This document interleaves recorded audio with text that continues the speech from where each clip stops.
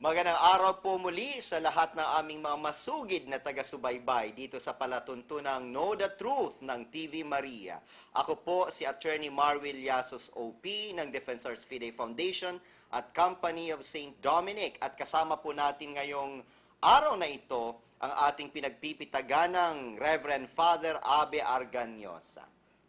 Magandang araw sa iyo, Atty. Mars, at ako po ay nagagalak na muling makabalik dito sa ating programa upang ipaliwanag sa ating mga takapanood ang kagandahan ng ating pananampalataya at ng ating Santa Iglesia. Meron din po tayong panauhin sa araw na ito. At ito pa ay nagmumula sa Davao. Siya po ang Pangulo ng Catholic Faith Defenders Davao. At walang iba, ito ay ating igsoon na Ryan Mihiliano. Good day to you.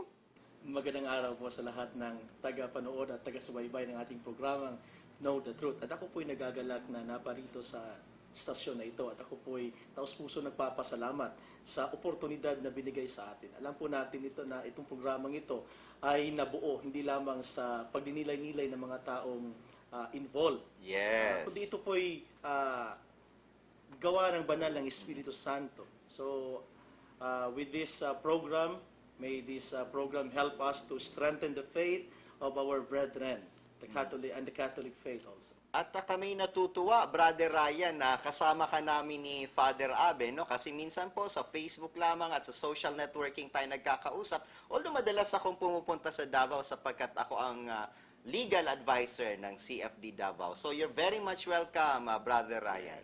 Yeah, salamat din Attorney Mars at saka Reverend Father Abe, also our National Honorary Advisor sa Catholic Faith Defenders. Si Brother Ryan po ay nagmula pa sa malayong silangan Yes. ng Davao.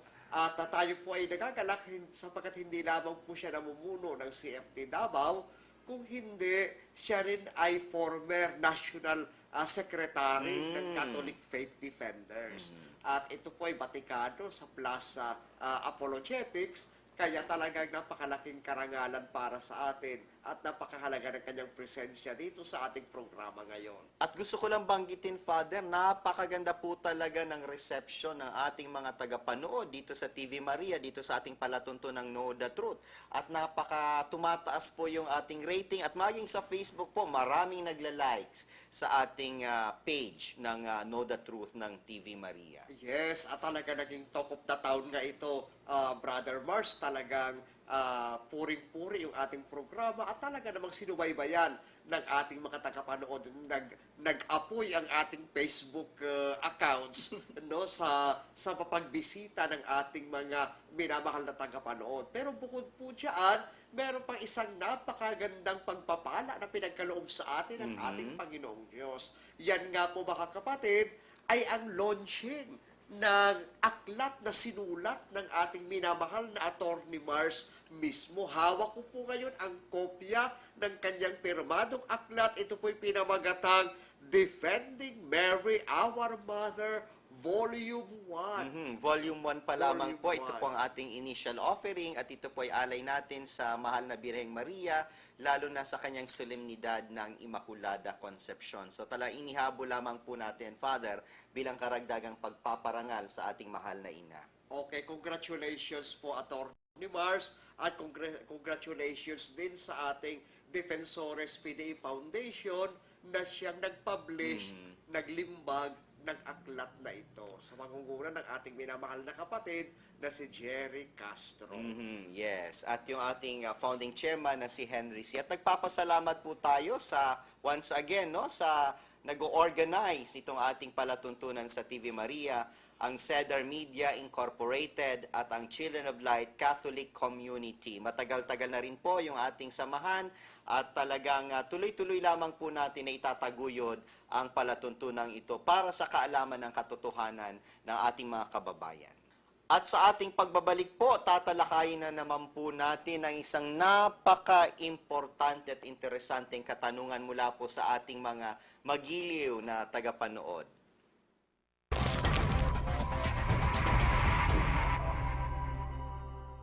Ano po ba yung katibayan ng Biblia na si San Pedro ang unang Santo Papa? Narinig po natin ang tanong, ano daw ba ang katibayan mula sa Biblia na si Pedro ang ating unang Santo Papa at kasama po natin of course si Father Abe at si Brother Ryan na sasagot po sa katanungan yan. Father Abe? Well, unang-una po sa lahat, alam po natin mga kapatid, na ang ating Panginoong Hesus Kristo ang siyang nagtatag ng Santa Iglesia. At yan nga po ay pinakikita sa atin ni Apostol San Mateo sa kanyang ebanghelyo dito po sa Matthew chapter 16 verse 18 to 19. At sinasabi ko naman sa iyo na ikaw ay Pedro at sa ibabaw ng batong ito ay itatayo ko ang aking iglesia at ang mapintuan ng Hades ay hindi magsisipanaig laban sa kanya. Ibibigay ko sa iyo ang mga susi ng kaharian ng langit at anumang iyong talian sa lupa ay tatalian sa langit at sino mang iyong kalagan sa lupa ay kakalagan sa langit.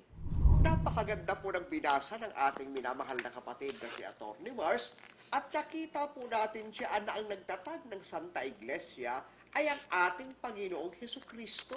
Hindi po si Joseph Smith, hindi si Russell, hindi si Felix Manalo, hindi si Eddie Villanueva, kung hindi ang ating Panginoong Hesus Kristo.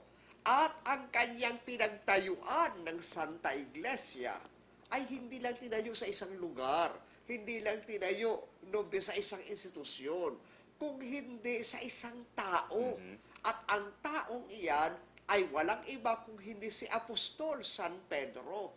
Hindi po si Felix Manalo, hindi si Ellen Goldwhite, at hindi si Eddie Villanueva, at hindi si Kibuloy. At si Kaya Eliseo dyan po natin Soriano. makikita na espesyal si Apostol San Pedro bilang namumuno sa Santa Iglesia sapagkat siya ay pinili at hinirang mismo ni Kristong ating mabuting pastol, ang ating Panginoon ng mga Panginoon at Hari ng mga hari. Yan po'y Biblia ang ating binabasa. Nakasaad sa Biblia ang pangalan ni Apostol San Pedro at hindi po ang pangalan ni Felix Manalo at ng iba pang mga peking propeta na naglilitawan ngayon sa gilid-gilid sa mga huling panahon. At Father Abe, napaka-importante yung binasa natin kanina tungkol dun sa Mateo 16:19, yung pagbibigay ng susi ng Panginoong Hesukristo sa ating apostol Pedro, no? At ito naman ay may pinagkukunan sa lumang tipan. Kaya nga natin tinatawag na Papa o Ama sapagkat yung pagbibigay ng susi ay may mas malalim na kahulugan. At babasahin ko po ito sa 22:22 ng Isaías na ang sabi ay ganito: At ang katungkulan sa sangbahayan ni David ay iaatang ko sa kanyang balikat, at siya'y magbubukas at walang magsasara, at siya'y magsasara at walang magbubukas. Kung itataas po natin ang basa sa versikulo 21, ito po ang sabi, at siyang susuotan siya ng iyong balabal at patitibayin siya ng iyong pamigkis at aking ipagkakatiwala ang iyong pamamahala sa kanyang kamay at siya'y magiging ama sa mga nananahan sa Jerusalem at sa sangbahayan ni Huda. Yung katungkulan po pala ay pagiging ama. Ano ang kahulugan nun? Ano ang kahalintulad sa salitang ama? Hindi ba Papa? Yes. Kapatid na Ryan? At saka bukod din, Attorney Mars, yung I like to emphasize the word rock, yung bato. Alam natin na yung bato, it's hard material and it signifies strength of that particular structure. And we can also find it in Matthew chapter 7, verse 25. Umulan ng malakas, bumaha at binayo ng malakas na hangin ang bahay na iyon. Ngunit hindi nagiba sapagkat nakatayo iyon sa bato. Alam natin na itong bato, ang pinagtayuan ng Santa Iglesia, ay ang ating pinakamamahal na apostol na si San Pedro. Nung nakita sila ni San Andres at saka ni Jesus, no? Dito po sa Juan, Kapitulo 1, talata ay 42. Ganito pong sinasabi. Unang hinanap ni Andres ang kanyang kapatid na si Simon. Sinabi niya rito, nakita na namin ang Mesiyas. Ang kahulugan ng salita ay Kristo. At isinama ni Andres si Simon kay Jesus. Tiningnan ni Jesus si Simon at sinabi sa kanya, Ikaw ay Simon na anak ni Juan. ikaw ay tatawaging Cephas, na ang kahulugan ng pangalang ito ay Pedro. So, Attorney Mars, pakilinaw nga ano ang ibig sabihin ng word na Cephas. Ang ibig sabihin ng salitang Cephas na ipinangalan kay Pedro ay bato, sapagkat ang original na Aramaiko ay Kepha. At kapag ito ay transliterate sa Griego, ito ay nagiging Cephas. Alam mo, may babasahin ako, kapatid na Ryan, doon sa iyong binasa kanina. Dito naman po sa salin na the book ng Tyndale, ito po ang napakalinaw na pangungusap sa 1:42 na ang sabi, "And he brought Peter to meet Jesus. Jesus looked intently at Peter for a moment and then said, 'You are Simon, John's son, but you shall be called Peter the Rock.'" Wow. Napaka talaga pong tukoy na si Pedro nga yung pinag-uusapan na bato na pinagsaligan ng Panginoong Hesus ng kanyang tunay at nag-iisang iglesia. Maidagdag ko lamang kapatid na Mars at kapatid na Ryan, na yung talatang binasa ng ating kapatid na Ryan dito sa Mateo 7, ay nagsasabi na kapag ang nagtatag daw ay mangmang o tanga sa buhangin, sa maliit na bato at tinatayo. Subalit, kapag matalino, sa malaking bato, sa matibay na bato itatatag.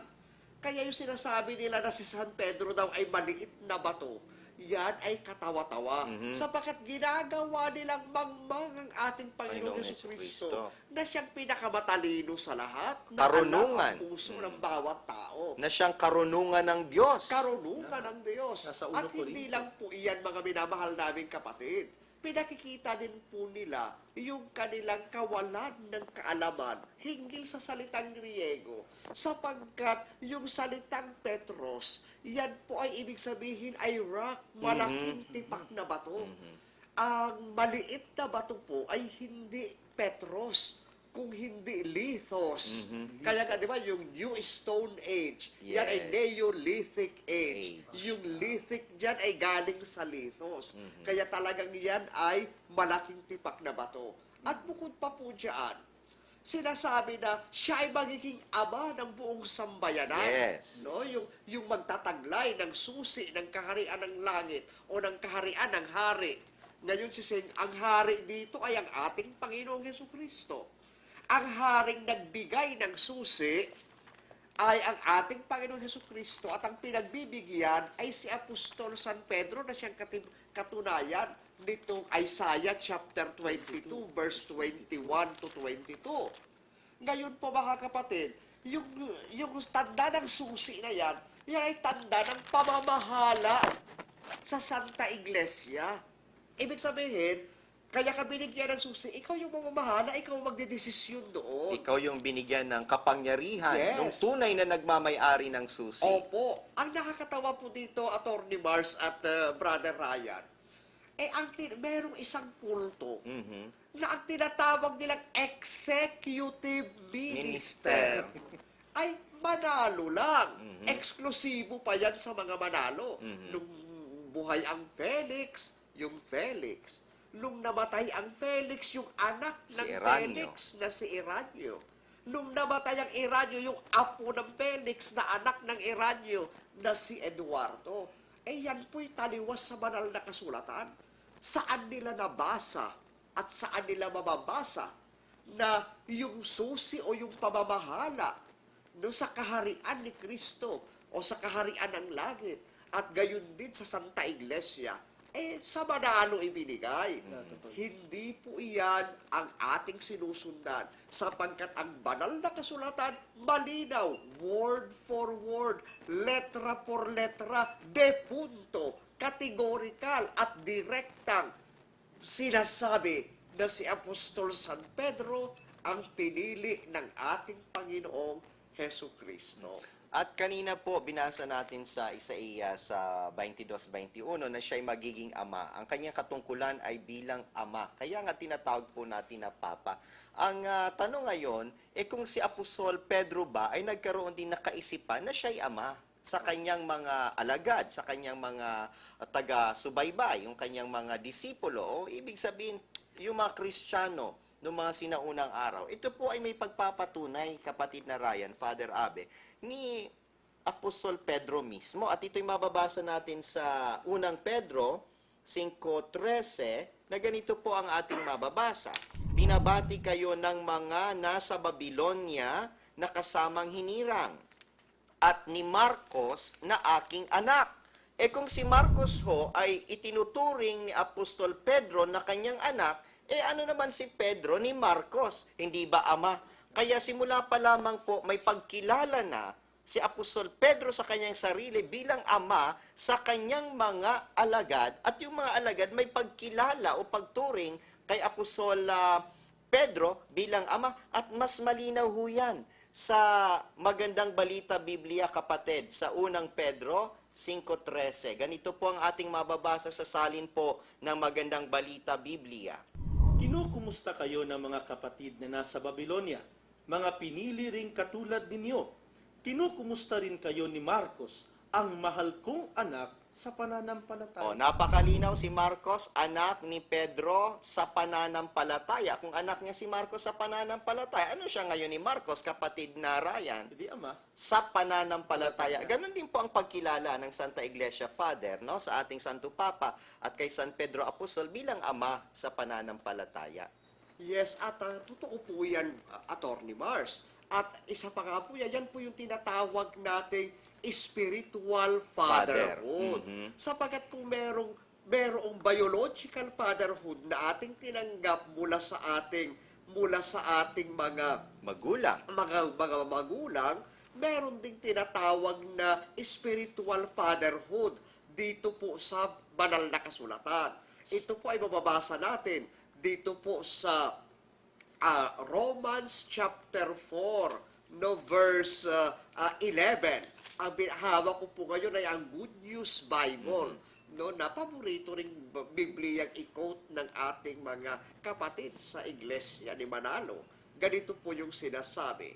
And so Abraham is the spiritual father of all who believe in God and are accepted as righteous by Him, even though they are not circumcised. So si Abraham daw ay tinuturing na spiritual father, spiritual na ama ng mga mananampalataya. Kaya nga si Apostol San Pedro, minamahal na kapatid, ay pinalitan din ng ating Panginoong Diyos yung pangalan. Kung paano si Abraham dati, Abram, ginawang Abraham to be the father of many nations. Sa New Testament, ang new Abraham ay si Apostol San Pedro. Na pinalitan din. From Simon Tama. to Peter. Yes, yes. At Father, maiba ko, no, kapatid na Ryan, paano naman ito namana no, ng mga obispo ng Roma? Sa pinag-uusapan natin kanina pa, tungkol kay Apostol Pedro, paano naman natin masasabi na yung obispo ng Roma, yung Santo Papa, ay nagmana o humalili kay Apostol Pedro bilang pinuno ng iglesia, no, yung ating visible head of the church? Okay, unang-una po dyan mga kapatid, dapat po nating maintindihan yung tinatawag nating biblical foundation ng apostolic succession. Yes, tama. Opo, alam po naman natin na kapag namatay ang isang apostol, kinakailangan may pumalit sa kanyang katungkulan. At ito po yung sinasabi rito sa Acts chapter 1, verse 20. Pakibasa po, mahal na kapatid. For it is written in the book of Psalms, let his habitation be desolate, and let no man dwell therein, and his bishopric let another take. Napakaganda po. Yan po yung mula sa King James Version. Ng mga Ng protestante. mga protestante. At ang sabi po, ay kinakailangan may pumalit sa bishopric, sa pagkaobispo. No, ang tinutukoy po dito ay si Judas Iscariote, na alam natin na taksil na apostol. Kung siya nga na taksil na apostol, ay may May pumalit, may successor. Gayon din, mas lalo si San Pedro. No, dahil yung kanyang katungkulan ay napakahalaga sapagkat siya yung numero uno, primero, nangunguna sa mga apostoles. Kaya ang tawag natin sa kanya, yung may primacy, no, may primary si Saint Peter sa lahat ng apostoles. Tayo ba may mababasang talata hinggil dyan? Si kapatid na Ryan ang ating tanungin. Alam mo, pinag-uusapan natin dito ngayong apostolic succession, ano? At saka merong primacy of Peter, no? Ibig sabihin, primus, nangunguna. Ano ba yung maihahandog natin, kapatid na Ryan, na sitas ng banal na kasulatan na mapapatunayan na si Apostol Pedro nga ay mayroong primacy o primado, nangunguna sa mga apostol? When we talk about primacy of St. Peter, Brother Mars, no, Father Abi, we speaks about being head of the apostles. And we can read it in John chapter 21, verses 15 to 17, of the feeding of the lambs and the sheep. And we all know that only Peter, to him alone, did our Lord pray, singularly speaking about Peter. Kasi when Jesus Christ prayed, tuwing nagdadasal siya, it's for all.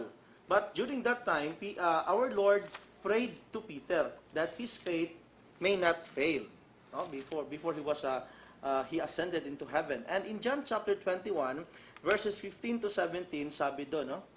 Feed my sheep, then take care of my sheep, then feed my lambs. So, from that particular point of reference, we can conclude that there is this primacy. No? Kasi wala na ibang talata sa Biblia na kinausap ng ating mahal na Panginoon, si Pedro, about feeding. No, not unless kung may makapagturo pa na iba na binigyan din ni Jesus ng kagaya ng degree na pagkasabi dito sa banal na kasulatan, Atty. Mark. Walang iba, napaka-special ang pagturing. At maging sa talataan ng banal na kasulatan, Father Abe, literal na mababasa na una si Pedro Yes. sa lahat ng mga apostol. Opo, nais ko pong basahin sa inyo mga kapatid yung presentasyon, first presentation ng listahan ng mga apostoles nang sila ay napili na ng ating Panginoong Hesukristo. Ito po'y mababasa natin dito sa Mateo chapter 10, verse 2 to 3. Now, the names of the 12 apostles are these. The first, Simon, who is called Peter, and Andrew his brother, and James the son of Zebedee, and John his brother, Philip, and Bartholomew, Thomas, and Matthew the publican, James the son of Alphaeus, and Lebbaeus, whose surname was Thaddeus. Verse 4, Simon the Canaanite, and Judas Iscariot, who also betrayed him. Napakaganda po yung sabi kay St. Peter, the first. Yan po ay declaration na siya ay primus.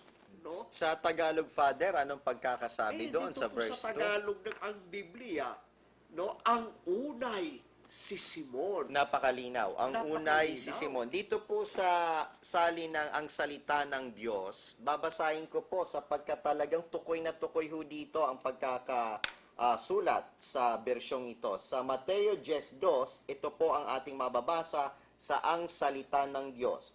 Ito ang mga pangalan ng 12 apostol, si Simon, na kung tawagin ay Pedro, na siyang nangunguna sa kanila. Nangunguna. Ay, kaya naman pala sabi nga ng ating kapatid na Ryan, dito sa John chapter 21, ano ba yung kahulugan ng pangunguna? Siya'y mag-aalaga ng mga tupa. Siya magpapakain sa mga tupa. Ano ba ipakakain ni Apostol San Pedro? Una, salita ng Diyos. Kaya yung Santo Papa, yung nagdetermina kung tama o mali ang pagtuturo ng salita ng Diyos sa Santa Iglesia. Ikalawa po, yung sinabi ng Panginoon, kanin ninyo ito. No? 1 Corinthians chapter 11. Di ba? Verse 27. No, kanin ninyo ito. Ano yan? Yung kanyang katawan. Yung pag-inom ng kanyang dugo. Kaya dahil dyan, ang Santo Papa ang nagre-regulate ng liturhiya, Right. ng pagsamba ng tunay na iglesia. Siya ang magsasabi kung ano yung pwedeng gawin, kung ano yung hindi pwedeng gawin sa pagtanggap ng katawan at dugo ni Kristo at gayon din sa interpretasyon ng banal na salita ng Diyos. At incidentally, Father, doon sa chapter 21 ng John na ating binasa, yung pinagkalooban ng Panginoong Hesukristo si Pedro ng kapangyarihan to feed my lamb. and to feed my sheep. Yung pagpapakain may specific na kahulugan yon sa banal na kasulatan na ipaliwanag mo na. Pero babasahin ko sa Jeremias, sa 3:15, itong sabi, "At bibigyan ko kayo ng mga pastor ayon sa aking kalooban, nakakandili sa inyo ng kaalaman at unawa." Ang sabi ng Diyos, "I will give you pastors or shepherds," Brother Ryan, because in John 21, Peter is constituted as the universal shepherd of the church. "And I will give you pastors according to mine heart, which shall feed you with knowledge and understanding." Sa Douay-Rheims version, which shall feed you with knowledge and doctrine. So, doktrina ang ipinapakain. So, pero ang tanong ngayon, paano ito namana nung mga papa sa Roma? Sapagkat, kapatid na Ryan, it is historically proven and biblically that the Apostle Peter fixed his see or residence in Rome. So, ang pinag-usapan natin ngayon yung Roman primacy. Ano masasabi mo dito? Meron bang patunay sa banal na kasulatan at kasaysayan na si Pedro ay umiral sa Roma kaya namana na mga obispo ng Roma yung kanyang katungkulan? May mababasa tayo, kapatid na Mars at Father Abe, sa mga apostolic traditions of the church. Kagaya na sinabi ni Saint Jerome, the one who compiled and translated the sacred scripture from Greek into Latin. According to him, 396 AD, "I follow no leader but Christ, and join in communion with none but your blessedness Pope Damasus I, that is, with the chair of Peter. I know that this is the rock on which the church has been built. Whoever eats the lamb outside this house is profane. Anyone who is not in the ark of Noah will perish when the flood prevails." At saka meron din si Saint Optate, 367 AD, magkalapit lang sila ni Saint Jerome. Sabi dito, mga kapatid, "In the city of Rome, the episcopal chair was given first to Peter, the chair in which Peter sat, the same who was head. That is why he is also called Cephas, or rock, of all the apostles, the one chair in which unity is maintained by all." So, hindi lamang isa o dalawa na mga church fathers ang nagpapatunay. In fact, there is a unanimity. So, it is not contested in the early church. Meron po ba tayong patunay, Father Abe, doon naman sa mga kaibayo natin ng mga protestante na referensya na nagsasabing talagang umiral nga si Apostol Pedro sa Roma? Ay meron po, kapatid na Mars. Hawak ko po dito ang isang aklat na pinamagatang A Handbook of the Christian Faith na sinulat po ni John Schwartz. Ito po'y Protestant book, sabihin natin Born Again book.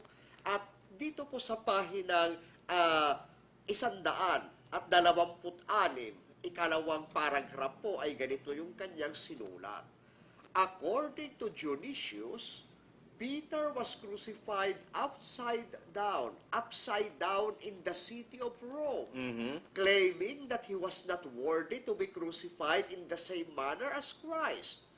Paul was beheaded outside the city walls at Tre Fontane, the Three Fountains. Constantine, the first Christian emperor of the Roman Empire, initiated the building of St. Peter's Basilica, now the largest church in Christendom, to mark the burial spot of Peter, and Church of St. Paul outside the walls to mark the burial spot of Paul." Napakalinaw, pinapatunayan po ng mga referensya ng mga protestante. Pero ang babasahin ko naman po, mga kapatid, yung patunay sa banal na kasulatan ng pag-iral ni Pedro sa Roma. At ito po ay hindi katolikong Biblia na pinapakita po natin. Ito po ay Tyndale publication na The Book, which is a paraphrase of sacred scripture.